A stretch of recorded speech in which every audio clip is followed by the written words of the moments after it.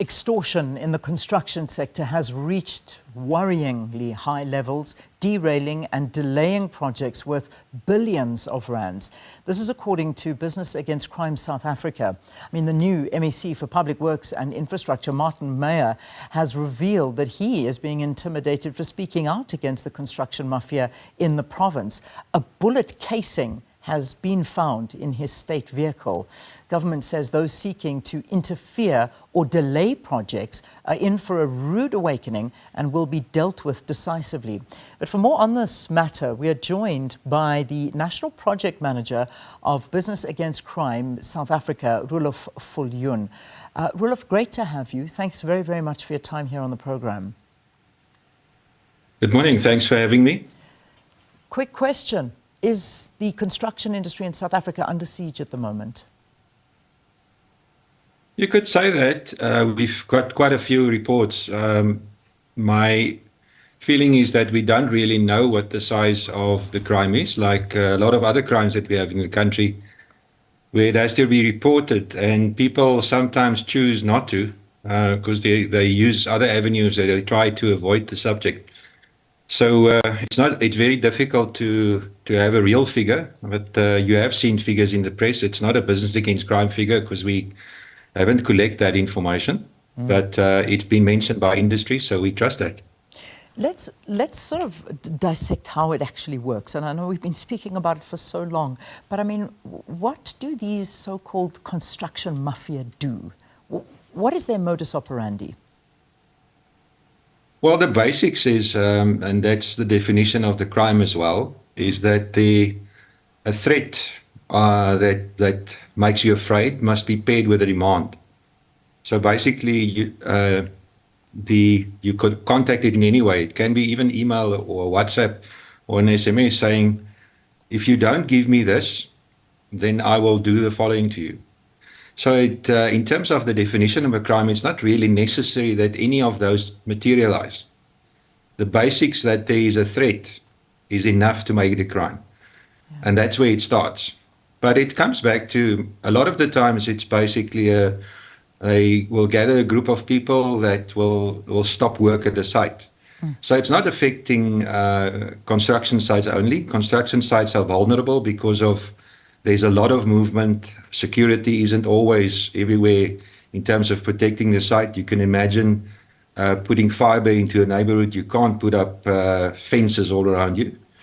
So it's a vulnerable area, but other businesses are also affected. Work at mines are stopped because the road to the mine and the gates are locked, and people are standing there, stopping the work from going on. So all of that falls into the same type of crime. It makes the economy ineffective. It makes us lose because we're not productive. It's almost unbelievable because we know it's happening. It's out in the open. It's something that is it's affecting so many different industries, including government work. But we'll get to that in a moment. But as you say, the economy is being so badly affected. I'm reading numbers of it's costing the economy, and in fact, I'm quoting from you, around about 68 billion rand. What are we talking about in terms of this amount of money? Is this over a year? What kind of impact is it having in terms of monetary loss? Yeah, we've repeated figures that's coming from industry. So in terms of time period, I cannot confirm. It might have been, the crime has been identified as a priority crime in 2019, and then announced at the State of the Nation address by the President in 2020 that there are specific teams that will work on it. So it might be from that period where it's calculated. Yeah, and that's a frightening amount of money to lose. And as you say, it's in the President's office. He's been speaking about this, and we do know it's out there. But what I'm feeling and what I'm saying is we've been speaking about this for such a long time, and there appears to be no change in sight for the industry, which has endured 8 years now of disruption and agony from these groups. What should happen in your view? Well, it starts with, with a lot of other crimes, that the victim has to be has to identify it and disclose it to the police, basically. So what we have heard, and obviously I don't have proof of that, is some businesses decide to give in to the demand. Of course, it's like terrorism. The moment you start giving in to the demand, you start becoming part of the problem. So that is exacerbating it. So that is where, through the conversations with construction and other businesses as well, we're saying you cannot allow that. You have to resist it. You have to report the crime and let the legal process take its way. Of course, some businesses will also elect to have a protection order. In other words, when the people come on site or close to the site, that they can report it to the police, and the police must then act.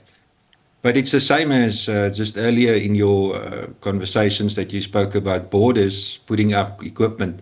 You still need the police to react. And our resources are fairly thinly spread. There's a lot of different crimes to attend to. We also have a bit of an education challenge in terms of the police's awareness that this is a crime. Often, or there's allegations that the police are sometimes unwilling to react against the community that often forms part of the picketing, stopping the work. So it's a fairly difficult situation but the first thing is from the victim's side to identify the crime, acknowledge it as a crime.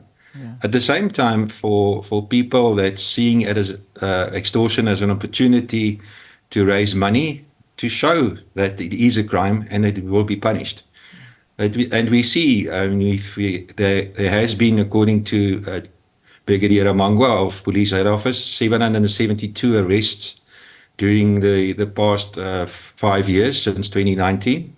And there's 89 years of imprisonment has been handed out. But if you measure that, if you say it's 15 years average, it's maybe 6 people that's been put in jail for this. Yeah. So the process is not effective.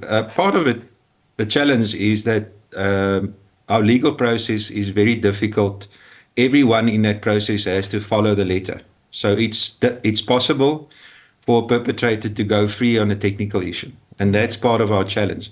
Making sure that the whole criminal justice system, that every step, every role player, from the detective through to the prosecutor and even the judge on the bench, understand what the crime is and understand that they have to do something about it. But we have to have the facts in place. We have to approach it according to law. And obviously, the criminal part, they've got no interest in the law. They can do everything they want. So they've got a lot of freedom of movement, where a law-abiding citizen is limited to what the law provides for. Yeah. So that makes it difficult to address the crime. Let's quiz this, because when we look at what the mafia is actually claiming, the so-called construction mafias, they say that this arises from the preferential procurement regulation, and that's in 2017, which actually provides that 30% of a construction development project has to benefit the community of where this project is happening, and where it is allocated by way of employment. I mean, do you think it should be suspended as a legal framework that deals with tender processes until an appropriate remedy is established? The purpose of the PPP was development, to give a small contractor and an artisan that's living in a township the chance to work, because quite often they don't have the means to travel to sites that's far from them, and so at least and it's beneficial to the contractor as well to have local people working, local knowledge on the one hand, but also the travel costs are less, or is less. But so the appropriate process, and business is fully aware of that, is that you have to include the community in the planning, and you have to give the opportunity for local contractors to participate. The Department of Labour and local municipalities or local government have information on people that can work, that is part of the workforce or part of the contractors in that area, so that kind of engagement can happen. sometimes, and we don't have information on that, that businesses might bypass it. The other part of it is that that procurement framework is only applicable to work where government is the end beneficiary. So it's not applicable to private contracts. So, but we see that business do engage with the communities in any way. All right. But that engagement must happen before the work starts in the case of construction. Yeah. It cannot happen afterwards. I mean, the setting up of contracts and the allocation of work and the planning of the work has to happen before the work starts. Yeah. It cannot be done while the work is in progress, because that makes for a loss of production, because you have to negotiate and then go further. Yeah. But it's all the business is well aware that the community has to be engaged. As you've seen maybe in the press, Cliffy Decker, the attorney, is referring to a community liaison officer, to actually have someone working on site that's talking to the community. Indeed. So that the construction work can continue, and this person is responsible for the communication with the community. And it's not before the contract only, it's also while the work is in progress, Yeah. to keep the community informed. Just in terms of, very quickly, we don't have too much time left, unfortunately, about 2 minutes.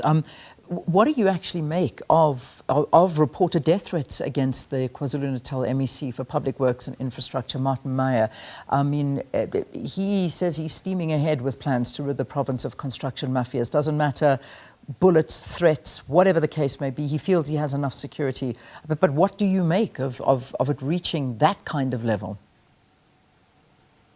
Well, it just shows that that the intention is really, really grave. That this function or these organizations is willing to take lives. I mean, we've seen it in the Western Cape at the Delft project as well. At least those is going to court, the murderers there. So yeah, it shows that that they're willing to do crime. Basically, in other words, none of these negotiations, or a lot of them, don't go without violence, and that's the problem. You cannot negotiate an amicable work environment with a gun at your hip. It's not possible.